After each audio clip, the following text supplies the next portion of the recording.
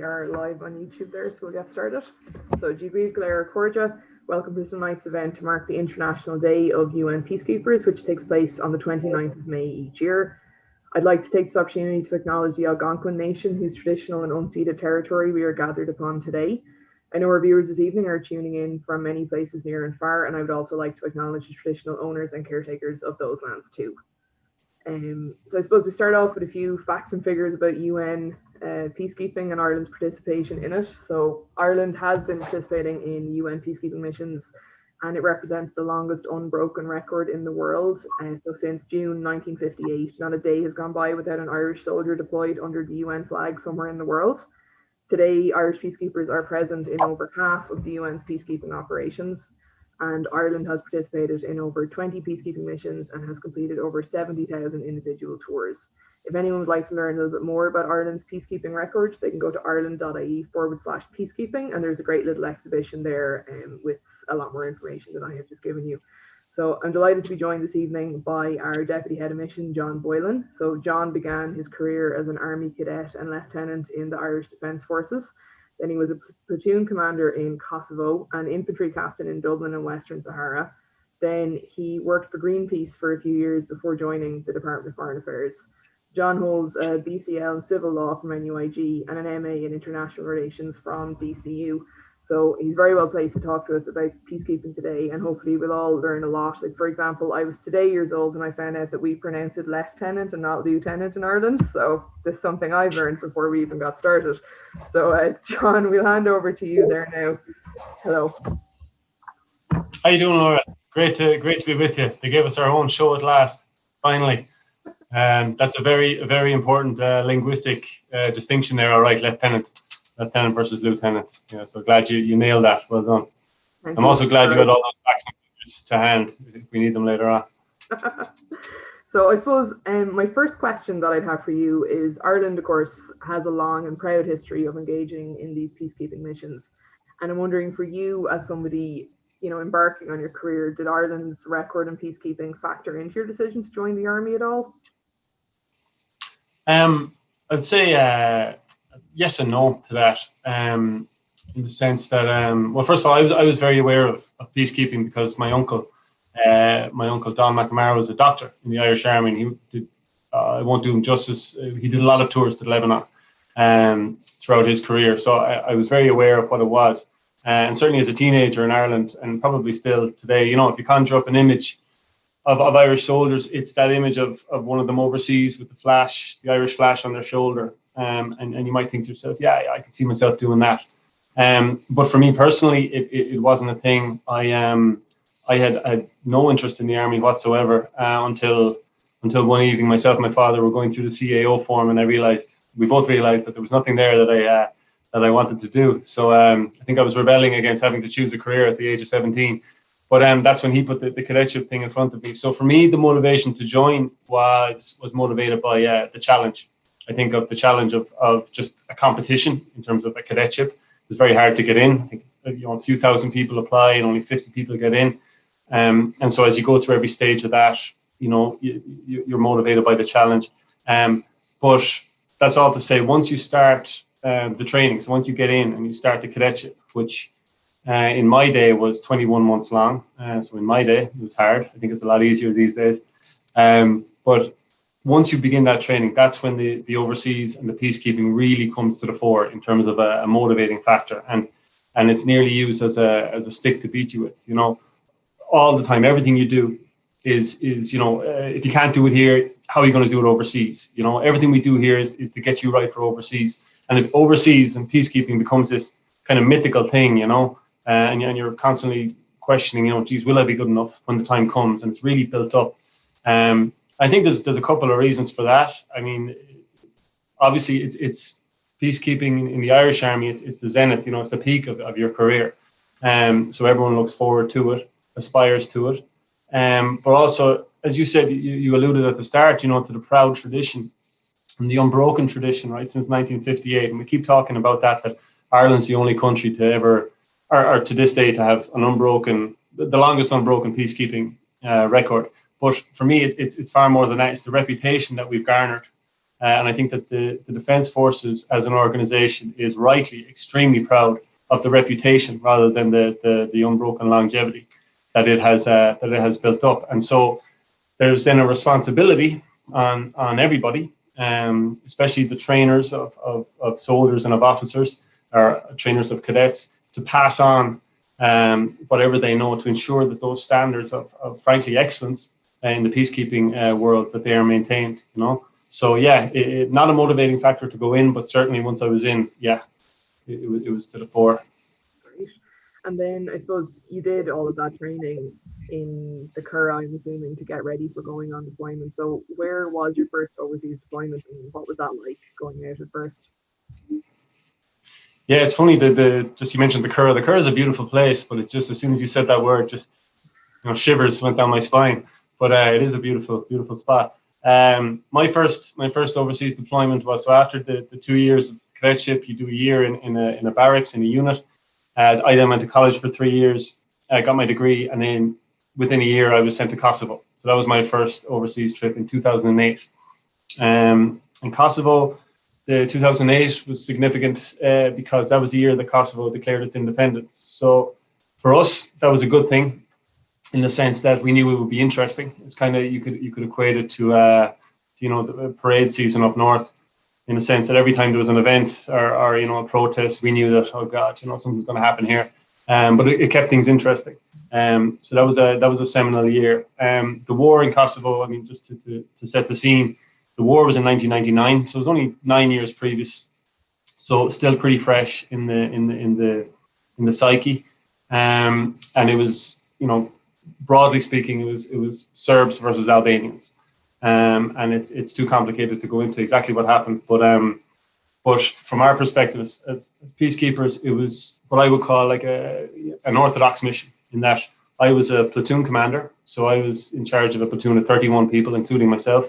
So that's very straightforward. That's what you have to work with. And then when we got there, there's a map. And on the map, it's the Irish AOR, Area of Responsibility. And that Irish AOR, which is surrounded by the Swedish AOR, Finnish AOR, and whoever else, that our area of responsibility was divided into three, because we had three platoons.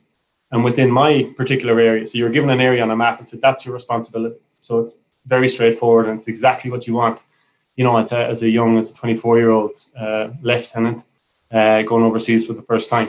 So, but within my area of responsibility, there were 4 Serbian villages, and this is significant because in the whole Irish area of responsibility, there was roughly 60 villages, and yet 56 of them roughly were Albanian, and there were only 4 Serbian villages, and we call it the Serbian enclave. 3 villages and 1 to the east. And I was particularly delighted to be given this area because this was the hotspot. If anything was going to happen, it was going to happen here. It was under the microscope in a big way. We constantly had visits from journalists and force commanders and everything like that, because it was a tense area, a big security risk in terms of attacks and thefts and things like that, and agitations, we'll say, from the Albanians into the Serbs who were well and truly surrounded. So that's just to describe the scene anyway of my first deployment.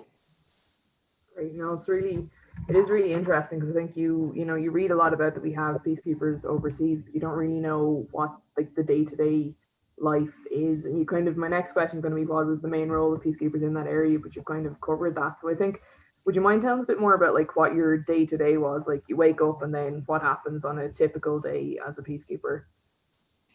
Well, I mean, there is no typical day, and I'm not going to use this as a vehicle of PR for people overseas to say they're very hard 18-hour days constantly. It varies. It varies from extremely monotonous stuff. I mean, for instance, you could be rotated onto an observation post, which is just a hut on top of a hill overlooking a valley or something like that. You could be there for 3 days and just staring through the binoculars on your 2, 4, 6, 8-hour shifts, whatever it is. Goes from that to maybe an adrenaline-inducing incident like a shooting or something like that. I mean, we were shot. I won't say we were shot at while I was there. People shot in the vicinity of us, but it was enough to get us into cover and to react. And that kind of thing, is obviously unique. It doesn't happen every day. But I think and I'll go back to the role and what we were doing in that area in a minute. But I think the most, in terms of the day-to-day, they were just, there were periods of great, I'm trying to think of the word, enlightenment, for want of a better word. And that came through speaking with the people who lived in the areas, be that in Kosovo, Western Sahara, wherever, and getting their stories. I mean, these are post-conflict areas. People have been through things that you haven't been through. And when you spoke to them properly, you know, through interpreters and everything else, but when you really got to know them and got their stories, it was a real eye opener, you know, to what was going on. I'll give one example. I mean, I mentioned journalists used to come to my area a lot from around the world, who were doing a story on Kosovo because of the Serbian enclave. And I used to bring them to this village called Slovenia. Slovenia was an Albanian village. And you drive through Slovenia, a little village, and you drive up a hill, and you come to a hilltop overlooking the village. And you see down, you see the village and where it ended. And then there was a straight road for about 1 kilometer, and then you would see the beginning of another village. And that other village was called Debrecen. So Debrecen, Slovene, about 1 kilometer between them, fields, nothing else between them. And Debrecen was a Serbian village, and Slovenia was a predominantly Albanian village. And on the way up to the hill where we were standing, there's a graveyard. And in that graveyard, there's 35 graves. And what happened was in 1999, in April of 1999, over the course of 2 days, Serbian police and paramilitaries came into Slovenia, and they killed 18 people in the village straight off. They chased the rest of them into the hills and another couple of kilometers up into the woods. And up there, then they massacred another 15 or something, or 17. And all those people are buried in that graveyard. So it's a very stark illustration of what happened, but also why we were there. Because then you look at that village, you look at Slovene, and then you look across to Debrecen. And I'm able to say that there are people living in that village in Debrecen that were involved in the massacre that occurred in Slovenia. And they're still living there. And the people in Slovenia who you know, suffered those atrocities, they know the people, they know who they are, and they live within a hair's breadth of them. So, you know, if ever there was an illustration of what we were doing there, that was it. You know, to just stop that freedom of movement, or that you know, that ability to exact retribution, we'll say. But down in Slovenia, I remember speaking to one guy in particular, and I was in my early 20s, he was in his late 20s, and he told me, you know, we got to talking, and he told me about his father and his brother who'd been killed. And he told me that he knew the guy who did it, and he knew where he lived, and he lived in Debrecen. And he didn't tell me with any degree of you know, resignation or forgiveness or anything like that. I saw real fire and real anger, and hate, you know, in his eyes. And you know, you don't get that every day. And in terms of coloring your whole picture of the situation, as peacekeepers, you're completely impartial, and you are, but you're an individual person, independent thought, and you've got to color that picture and find out what went on. And you can't get that. And this was one of the big learnings from my first overseas trip. You cannot get the full picture from reading academic articles or from reading media articles, which I did. And I went over with a very clear picture of what was going on. But after my 6 months, 7 months there, I had a completely different picture. And just to balance the scales, then on the Serbian side, there was that same village, actually, Debrecen. The village leader there, he was a farmer called Slivin Nicic, and we got on very well. He was a middle-aged man, very strong man, small man, very strong man. And he wasn't just a farmer there. He had 2 farms in Serbia. He had 2 businesses in Serbia. He's a very wealthy man. And it didn't make sense that he lived in this village and in the house that he lived in. And a lot of Serbs had just, you know, gotten fed up with the situation. They effectively felt they were under siege in this enclave, and so they had moved to Serbia where it was safer for them. And I asked him, you know, I said, why don't you go to Serbia? You know, you're a person of means. Why don't you head up? And he turned, he looked at me, he said, I'll never leave here. This is my home. You know, he gave me one of those steely looks, and I don't know, I couldn't but respect that. You know, so you learn that side of it. And I don't know, he may have not have been involved in any of the badness that went on, and there was badness on both sides, by the way. But you learn so much. Talk about the day to day. You learn so much from speaking to people. I think that's the most important part. I just want to apologize for our viewers, by the way. I've gotten a couple of text messages that my mic is very muffled, so I'm not sure what's going on there, but I just want to say sorry. And we're just going to try and keep going, but apologies if your sound isn't very good. So, I told you I yeah, should have interviewed myself, Laura. what?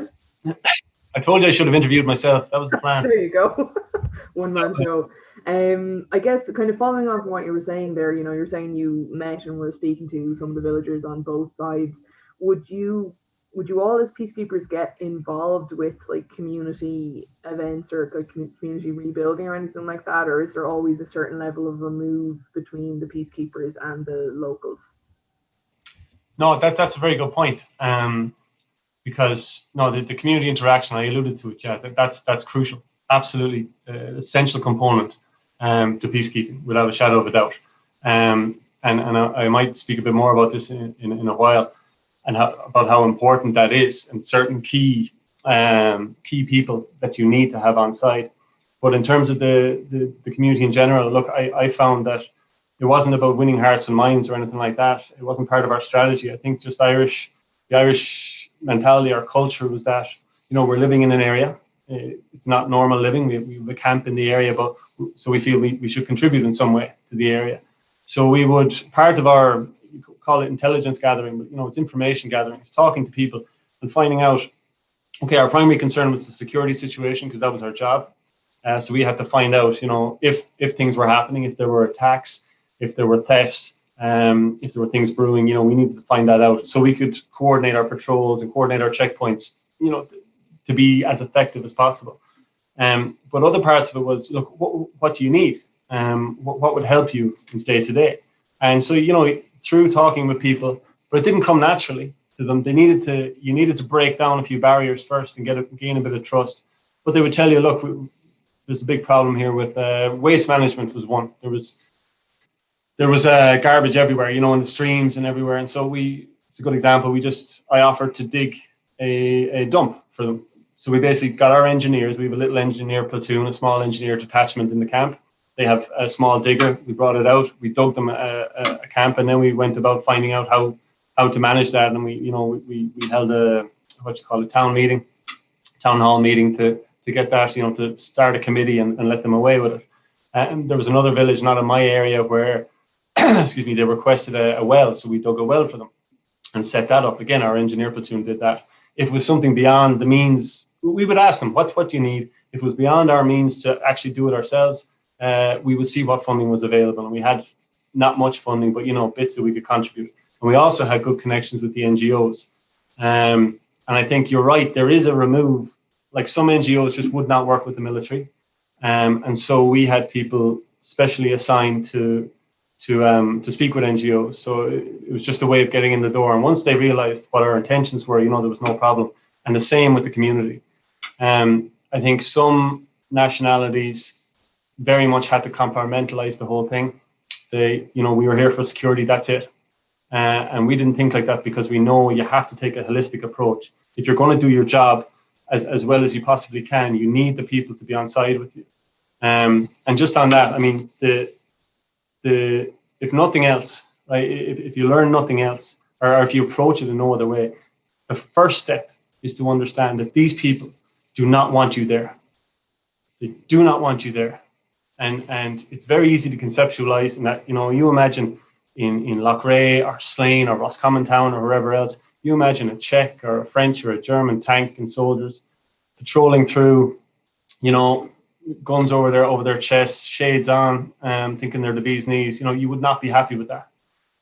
Whereas if those soldiers, were a little bit humble, if they made eye contact with you, these are little things. I initiated a policy where we didn't wear sunglasses when we were patrolling through the villages. A small thing, but I just, it was look them in the eye, give them a smile, even if they don't smile back. We'll just keep doing it, and we'll just let them know, look, we're not a threat. And those little kind of soft skills, they all add up to getting people to talk to you and telling what they actually need from a security perspective, but also from a community building perspective. And it just works. It just works when they like you, basically. And just out of curiosity, did the NGOs not really want to interact with the military because they thought it would lose them trust with the local communities, or were there Was there any particular reason for it? In my opinion, I mean, and I suppose I can speak with a bit of a degree of legitimacy, having worked with Greenpeace, having worked with an NGO. After that, there's an inbuilt, I think, an inbuilt disinclination, to work with the military and to take the military's word, to take them at their word. I think that's there. But I think you also, the point you make. I mean, they would. I think in Kosovo, in the villages that we were operating in, it was not a war zone. And I think that they hid behind that justification to say, look, we can't be associated with you. I don't think it was that kind of arena. You read the room, you read the environment that you're working in. So the ones that we, frankly, the ones that were in any way kind of obstinate towards our approaches, we broke them down pretty quickly, just with a bit of logic, But I think it's comfortable for both sides. It would have been a lot easier for us not to engage with NGOs, not to engage in any kind of community development or anything like that. But one, it's not in our nature. But two, it just makes sense to do it in order to do our primary task, which was, ensure the freedom of movement in a safe and secure environment. Yeah. And even in terms of, either the work you did or the new environment you were finding yourself in or anything like that, what did you find the most challenging on your first, Kosovo was your first overseas deployment, right? So what did you find the most challenging about that? I think, I was 24, you're not a child, but when I compare myself to my peers, my friends who were starting jobs in banks and doing whatever else, there's no comparison in terms of the level of responsibility and leadership, that you've been given. And I wouldn't have felt pressure, I wouldn't have felt stress, right, at that age. Certainly not the stress I feel now as a father of, two young children, hello, Sally and Lara.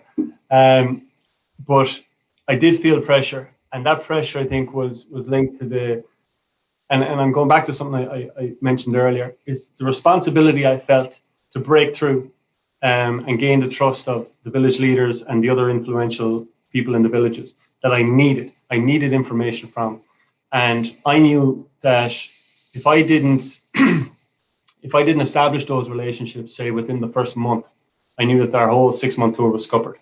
Not scuppered in the sense that we could still have done our job technically, done everything that was asked of us, checkpoints, patrols, no problem. But I would have known that I didn't have the information I needed to do our job as well as we possibly could. So I had an excellent platoon, I had excellent corporals underneath me and a platoon sergeant who was phenomenal, and private soldiers. They were brilliant. And I knew that if I didn't break through in that first few weeks with the right people, then they wouldn't be able to do the jobs that I should have enabled them to do. So that was the biggest challenge. And you see, the thing is, you're not nervous. You're excited about your first overseas deployment, but you're not nervous about doing the job properly because the army equips you so well, like repetition. No fear of not being able to do the job properly. No fear of encountering anything that would bamboozle me or any of us. But you're not trained in how to break down people. People are different. Village leaders are different, and I think the most important things in your arsenal as a peacekeeper are, I think, empathy and tact. Cop on is another word for it. But that empathy, and I'm talking about real empathy now, because empathy is a word that's bandied about a lot. But really being able to put yourself in the shoes of the person that you're dealing with. So, for instance, again, they do not want us there. That's important because a lot of peacekeepers or people engaged in this would assume that they do and that we're the good guys. So they can't understand why there's any kind of animosity towards them, which is foolish. And they're gone. Forget about them. They're not going to break down any barriers. The second thing is to understand that you are just yet another young fella coming along asking them questions, the same questions that the intelligence section is put into your hand about, is there a build-up of paramilitaries? Is there that? Silly questions, frankly, to be asking. But you were just another one, and in 6 months there'll be another one. So you have to approach it in a unique way, and you have to I use very unorthodox methods, which I won't go into, but just to nearly stun them into kind of, who is this fella? Get them to laugh, get them whatever, and then nearly out of their, just to amuse themselves, they would invite me into their homes, and then once we became friends, you would get some really, really valuable information. yeah, but that was I think the pressure of breaking down those barriers. That was the hardest part. One thing I will say, and I didn't go through this myself, but it's something that needs to be said given the topic of this, peacekeepers. I have three classmates that I know of who just gone over to Lebanon, John Moody, Thomas Holmes, and Jamie Feely, and they are three commandants now, and they all have, it's not like back in the day, they all have families, they all have wives and children, and they left 1 month ago. They left for the Glen of Amal to do 2 weeks of quarantine in the Glen of Amal in Wicklow, and they arrived in Lebanon 2 weeks ago, and they won't see, because of COVID, they won't see their families for 7 months. Now, if you ask me, could I do that today, again, as a father of two young children, I'd say no, absolutely not. And yet I know, because I'm friends with these guys, I know that, you just do it because it's your job. And because, it's again, like I say, it's the peak of your career, but it's not as if you're putting your career before your family. It's just what's done, and it's the sacrifice that's required. So while I didn't go through that, I think that must be one of the hardest things, to leave your family behind. Yeah, like I can't even imagine, especially, with the distance and everything else involved, like it must be so tough for people. I suppose then, you talked about the challenges from like your first posting in Kosovo. Your second one was in Western Sahara. Like, what were the main differences between those two positions? They were vast. It was I can imagine. It was they were very different. I always describe my trip to Western Sahara. I spent 7 months there. It was more of a sociological experiment than anything else. It was it's hard to set the scene, but it's I was the only two Irish officers go over, but we're then separated. So long story short, you end up on a team site, and Western Sahara, if you picture a rectangle, there's a wall going from the northeast corner down to the southwest corner. It's called a berm wall. It's built of sand. And basically the Moroccans came across and they were halted there, and they built the defensive wall, and then the UN came in. So that wall is 2,000 kilometers long, stretches the length of the country. On the west of it, it's effectively Morocco, infrastructure, roads, all the rest of it. I didn't say it was Morocco. That's a contentious issue. But in terms of infrastructure and the likes, that's Morocco. On the east of it, it's Polisario and Sahrawi land, and they control that. And that's where I was sent, thankfully, because it was just so unique. And that is pure desert, right? So no roads, no infrastructure, nothing. The people, by their nature, are nomads, camel and goat herders, and they move around with the water. But there are kind of tented settlements and stuff like that. But our job there, so you go over as a lone Irish officer, and you join a multinational force. So you arrive at your team site, which is about it's very small, about a quarter of the size of a soccer pitch, I guess. And there's people rotate in and out, but it's between 8 and 20. 20 was the most we had at one time, and 8 was the least.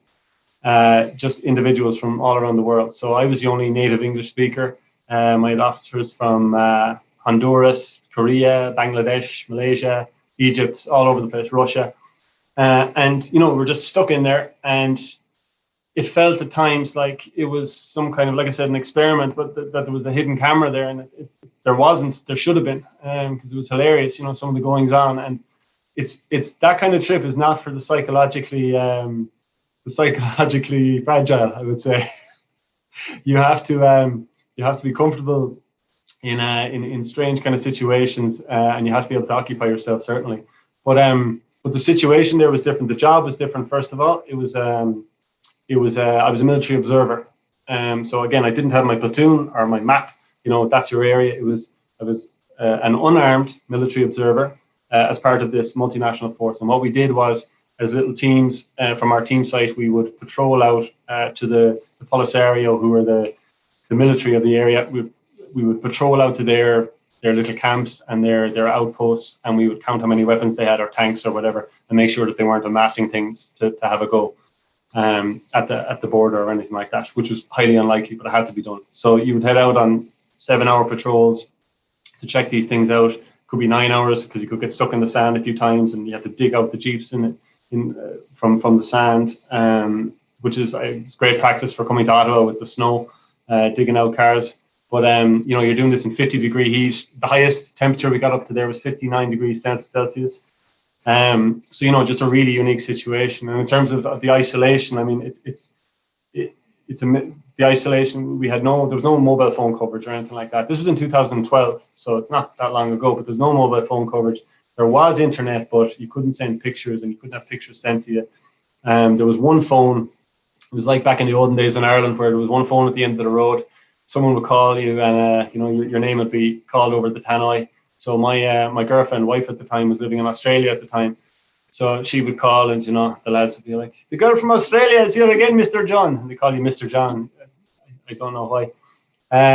But yeah, so it was very unique. But but it was strangely, it was quiet on the conflict front.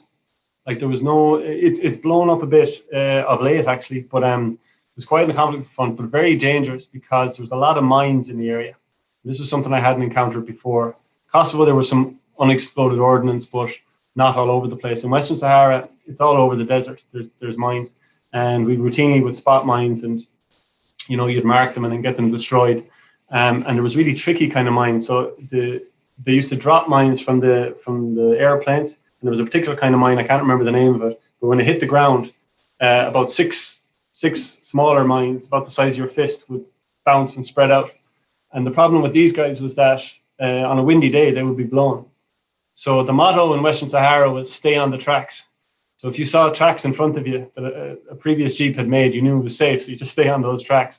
But otherwise, you know, you were taking your life into your hands. And I laugh about it. I was there for 7 months and nothing happened. The day I left, and I flew from the team site back up to the capital city to head home after 7 months. The Ukrainian pilots who I got to know over the few months, they were told to refuel and turn around and go straight back down to Agwanit, which was unusual. It was my team site. And it turns out a local guy had stepped on a mine about a mile from our team site and didn't have his leg blown off, but he had suffered some pretty bad damage. So yeah, it just goes to show, I mean, you know, we would have been out running in that area frequently. So yeah, it was a unique one. I'm just, this is what I should be focusing on, 59 degrees Celsius. I do not know how you managed to survive that for 7 months, but God. I suppose just moving on from the heat, from your perspective now that you're in DFA, like how do you see the Defence Forces being perceived within the department, and what are your thoughts on that perception? Oh, well, I think that there's a lot of parallels, and we have a lot in common in terms of the Defence Forces and the Department of Foreign Affairs. I think that the main one is probably we both understand the importance and the significance of the representative role that we have, right? So, you know, we're representing Ireland overseas. You know, the first thing you're told as an army officer, never mind overseas or peacekeeping, you're just told, you know, you were always an army officer, in or out of uniform. People know who you are, and you have to carry yourself accordingly. You know, and the same goes here. I mean, you know, I leave the embassy here, I go home, people know I'm the guy from the Irish Embassy. Same with everyone who works here. And so we understand the significance of that. You can't just down tools and you know, do what you want. I've gotten some great feedback since I've gotten into the department, working in foreign affairs, around the Defence Forces, compliments to pass back to my colleagues. And I think that comes from, you know, people who would have seen the machine in action overseas and seen how impressive it is, and just doing their jobs and how they go about it and how organized they are. And then I think anyone who would have worked with a particularly impressive member of the Defence Forces, because when they're good, they're good. So that's fantastic. I think that you know, we obviously run the Security Council now, and a big part of the PR drive and the campaign was, you know, putting the Defence Forces up in lights because of our unbroken peacekeeping record, and rightly so. You know, something we should be proud of. I think it's important to note that the Defence Forces would never expect or ask for, you know, a pat on the back, but it was right to use that. I think where it rings a bit hollow is where we're constantly, you know, parading out the Defence Forces for being as excellent as they are, and they are excellent at what they do. And yet, you know, there are still issues now around retention in the Defence Forces, around resources, funding, pay, all these different things.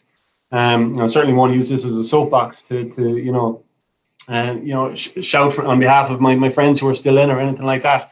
But it is something that needs investment. And I think there's a thing, the Defence Forces works under an ATCP role, which is aid to the civil power. And in broad strokes, the Gardaí are the first line of law enforcement. And if they need help, they'll call in the Defence Forces, but it's up to them. And as a result, there's a bit of a perception of subordination, of the Defence Forces. And I think it suffered as a result. So, there's nothing the Department of Foreign Affairs can do about it. But if the feedback I'm getting is anything to go by, it's something that is absolutely worth investing in. And we've seen it again only last week with the HSE, the cyber attack. There are assets in the Defence Forces that could be funded to help with that, but also the National Cybersecurity Centre. It's a pity we had to wait for something like that to happen before there's talk now of heavy investment. And I guess my last question before we hand over to people viewing to see if there's any questions there is, what would you say is the most important part of a peacekeeper's role? Nice simple question for you. I would say, going back to what I said earlier, that empathy and that tact. I know I said it kind of came innately or comes innately to Irish people, but that's, I don't think you can say something like that and generalize and say something blanket like that. I think for peacekeepers, the Irish Army, right, we're trained under the as far as I know, the British Army syllabi, right. We basically lifted that and we're trained to that standard. So you're trained in combat operations, and that's effectively your base. I think what a peacekeeper needs to do is retain those skills, the skills of those combat operations, because they're excellent skills in terms of just discipline and conducting things properly and efficiently. But they need to shelve the attitude or the mindset that goes with that. So, if you're over in Afghanistan and you don't know where the next IED is going to be coming from, or, there's guys shooting at you, snipers from rooftops, you've got to have a certain mindset. The US Navy SEALs and all the rest of it, that's fine. That does not work in a peacekeeping situation. And we dealt with American soldiers, and they were great. They were great characters and all the rest of it, but they did not understand what we were speaking about earlier, that interaction with the community and how important that is. They could not separate the two. And to them, everyone was a threat, even in this post-conflict situation. So I think that's the most important bit to do that. It's a very delicate balance, to be trained in this one side, to be trained to be a killing machine, for want of a better word, but then to be able to, to understand the nuance of what's going on around you, and to shelve the killing part of it, and to retain the good technical parts of it, I would say. I always said to people the difference between going to war, like I was talking about the map earlier on, where I was given an area, and if you're in war, I would have been given that same area and said, clear that area. Now, that is the easiest thing in the world to plan. Very hard to do, I'd imagine. I don't know, I've never been to war. But clearing an area, you just destroy everything in it, and you run through it. Peacekeeping, you're told, go into that area, there's two people fighting, make them stop fighting, and keep the peace. And that requires a hell of a lot of thought and planning. How are we even going to start going in there? Once we're in there, who are we going to talk to? We have to find the major players. So it's a whole other level of nuance. Can I just tell you a very quick story about the Americans working, just to kind of illustrate the difference? So we handed over, we swapped over for 2 weeks. We worked in their area, they worked in our area. It was just a kind of a friendship building thing. And anyway, I happened to be in the radio room one day, and a call came through, and it was from the American platoon commander that I had handed over to, a guy called Mario. He looked like Fidel Castro, mustache, big tall guy, very nice. But he said, look, we're stuck.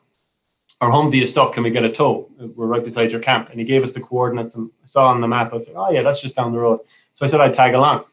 So I hopped into the MOAG, which is the big armored personnel carrier, and we headed down the road. And when we got there, it was a big highway. It's a 2-lane highway with a very busy road. And on the side of the road, it was all cornfields. I think they were corn anyway, head height. We call them cornfields. And the Humvee had driven a football pitch in about 80 meters through the corn, just plowed through it, and was stuck in the middle of the field. So I was looking at this, going, what's going on here? It doesn't make sense. So Carlos comes walking up to me. He's like, hey, John, how you doing? I said, well, what happened, Carlos? You're chasing a rabbit. And he said, no, come here, I'll show you. So he brings me over to the Humvee, and you walk into the Humvee, and it's like an airplane or a space station. You know, there's so many gadgets, and GPS is all inbuilt to the dashboard. Like in our thing, it's just a normal car, and we have a GPS in our hand or whatever. But this was another level. And he said, okay, look, you see here on the map, it says there's a road there. And I said, yeah. So what happened? He goes, well, you see, it says there's a road, John. So, you know, we turned onto the road. And, you know, it was like that thing, you know, it's like the immovable object meets the unstoppable force, where I couldn't compute, but he was saying he couldn't compute that I couldn't understand. And I said, yeah, I understand, Carlos, but at what point did you realize it wasn't a road and it was a cornfield? You know, this is, did it take 80 meters of these corn things hammering off the windshield before you realize? And he's like, and he just wouldn't let it go. He's like, no, John, I don't think you get this. So I remember just leaving it going. I just had to give up. And say, yeah, sorry, I get it now. It was a road. Yeah. So it was just that reliance on the tech versus the kind of heads up. Just look around you and you'll see it's not a road. It's actually a cornfield. I think it was very instructive, symbolic little anecdote. Wait a minute, corn there to give it away. I'll have a look here at the comments on YouTube and see what questions we have. So the first one, I think you've kind of touched on it. So when you said that, you know, the locals maybe don't necessarily want you guys there, the question is, how did the locals feel about Peacekeepers, and was there ever like pushback? So was there anything kind of more than just you knew they didn't want you guys there? Yeah, like there were very tense times there. It's very hard to describe. So that village I spoke about, the Slovenia, when that massacre, before that massacre happened, it was a mixed village of Serbs and Albanians. They got on absolutely no problem up to a month before that happened. So what I mean there is it was a tinderbox, and it remains a tinderbox. So while one day, you know, we would have been very well received and all the rest of it, something could happen. Something could happen in Pristina. There could have been an attack by Albanians on Serbs, or Serbs on Albanians, that would just turn people back in the villages, you know. And all of a sudden now, you know, they're angry at everyone and they're paranoid. So some days you'd be going through the village, you'd be stopping off at a shop or just speak with people, and it'd be very tense. And the thing about the reason it was tense is because, I mean, everybody in Kosovo had a weapon, an illegally held weapon. You know, it was our job to find as many of them as we could, but you know, you knew that they had them. So there were a couple of we'll call them hairy situations where something could have happened. But ultimately, I mean, I will be honest and say I was never worried, because you know, you are armed and equipped and you've got backup and all the rest of it. So you know, we would always have been okay, but there could have been little incidents, all right. But I think any place where you're required to have a weapon, I think it's a sign that this, you know, not exactly a safe place, you know. But yeah, it varied, is the answer to that. So the next question then, kind of related, were Irish peacekeepers ever considered to be an occupation army, or did the Blue Beret prevent this type of reaction? Yeah, no, I mean, there was no sense of an occupation army, but come back to what I said, they do not want you there, because well, they don't want anybody there. It's their village, it's their home. Why would, you know, why would you want any force there, be it peacekeeping or otherwise? So, but I think that we broke down those barriers a lot quicker than some other nationalities. Just by virtue of, again, it's the empathy. It comes back to our history and all the rest of it, understanding that they don't want us there. And that really helped. And the little things, like I said, when the Americans came into my village for 2 weeks, they didn't do any of the things we did. They were parading around in their full body armor, weapons on their shoulders, shades on all the time, and wondering why everyone hated them, you know. And there was also issues with like the Americans, for example. They would have drawn parallels with the bombing in 1999, with the NATO bombing, and that was the Americans. So again, that was a NATO mission. Sorry, that's something that's not readily understood. The Kosovo mission was a NATO mission, but Ireland, by virtue of being a partnership for peace member, that's how we were involved. But people understood. It's actually a good point. People understood that we were a neutral country, and that neutrality is the single greatest asset to a peacekeeper. overseas, because people recognize that. And people are not stupid, and they are geopolitically savvy, and they do understand that, no, there's no sense that Ireland is, despite this being a NATO mission, they are not one of those.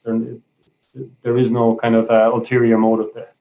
So it's a good question, but no, I think the Irish flag and our policy of military neutrality really helps on that front. Great. And then, does international cooperation involved in peacekeeping work well, or is it very divided amongst country lines?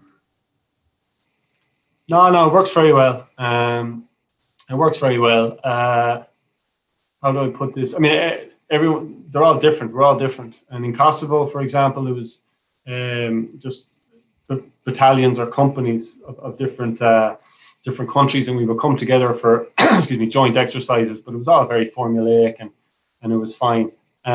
Different personalities come to the fore. Different national personalities, So some countries mix better with others.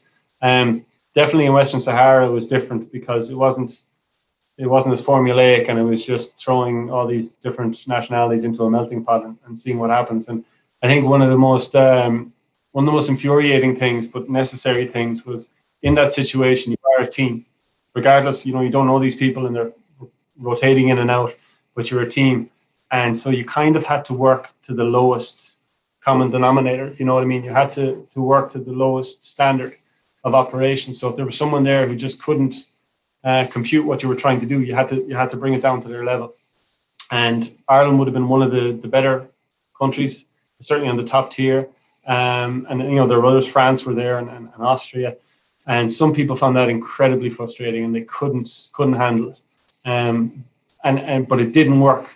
It didn't work with them just getting frustrated and saying, we just have to do it this way, because the other people couldn't do it.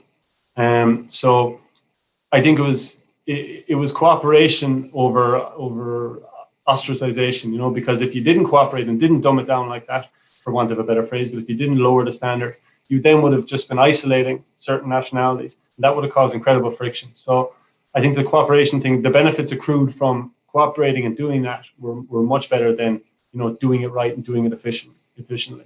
Ironically, but it was better. Yeah. And then just for anybody watching, we have time for probably 2 more questions. If anyone has anything they want to ask. There's one other question here. John, great account. Do you miss that part of your life, or would you go back to it if possible? I think there's a time and a place for everything, and I heard an interview with Kevin McStay recently, he retired as a lieutenant colonel. I managed Roscommon there recently, GAA, but he said, someone asked him, why did you leave? And he said, I think I had enough of the army, and the army had enough of me. And I think it's something similar, it just runs its course naturally. And I think I got out at just the right time. I think it was perfect for, I wouldn't swap it for the world. If you approach a 17-year-old me again, I would go straight in there again, because of the foundations it's given me and the experiences. But I couldn't have done another day. It was just the right time. So the one thing I do miss is the camaraderie. That is, really, really close friends that you've made. But the thing is, I haven't lost them. I still have them. They're some of them are still in, some of them are out. So that's not taken away from you. So no, I wouldn't go back. But that's not casting any dispersions. I always say we're very lucky in the Defence Forces. There's a natural fall off around the 30 years of age mark, which is when I left. Between 30, 35, 40, people just go off and do different things, and there could be family reasons and all the rest of it. But thank God, there are people, really good people, who they just love it, and they stay in. And it's because of them, those really good ones, they keep the whole organization going. Brilliant. I think, there's no more questions coming in, and someone has just thanked you for sharing your experience, and I'd like to echo that. Like, I've learned an awful lot, and I think a lot of people that have tuned in have as well, especially about cornfields and there not being roads. I think that's going to stick with a lot of people for a while. But I just want to thank you so much for giving up your time this evening to chat to us about this, and hopefully we'll do another event like this soon and learn even more about peacekeeping. But just thanks a million.